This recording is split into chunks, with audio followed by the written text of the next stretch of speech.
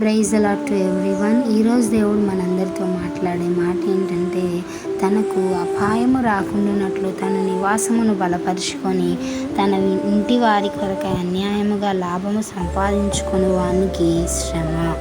ఈ యొక్క మాట హబక్కూకు గ్రంథము 2వ అధ్యాయం 9వ వచనంలో తండ్రి అయిన దేవుడు యెహోవా దేవుడు సెలవిస్తున్నటువంటి మాట ఏంటంటే, తనకు అపాయము రాకుండానట్లు తన నివాసమును బలపరుచుకొని తన ఇంటి వారి కొరకే అన్యాయముగా లాభము సంపాదించుకొని వానికి శ్రమ. అంటే దాని అర్థం ఏంటంటే సెల్ఫిష్నెస్ అని ఒక విధంగా వస్తుంది. అండ్ నెక్స్ట్ వచ్చేసి వాళ్ళ ఇంటి వాళ్ళ కోసం అన్యాయంగా సంపాదించే వారికి శ్రమ. అంటే వాళ్ళ కుటుంబానికి తనకి సంపాదించే వ్యక్తికి ఎటువంటి కష్టం రాకుండా, వాళ్ళకి అన్యాయం జరగకుండా, వాళ్ళకి అపాయం రాకుండా అన్యాయంగా ఎదుటి వాళ్ళ డబ్బులు సంపాదించుకొని వానికి శ్రమ అని దేవుని వాక్యం సెలవిస్తూ ఉందంటే దాని అర్థం లంచం తీసుకోవడమే కానీ ఎదుటి వాళ్ళ కుటుంబం ఏమైనా పర్లేదు, కానీ నేను నా కుటుంబం మంచిగా ఉంటే చాలు అనుకునే వారికి శ్రమ అని దేవుని వాక్యం సెలవిస్తూ ఉంది.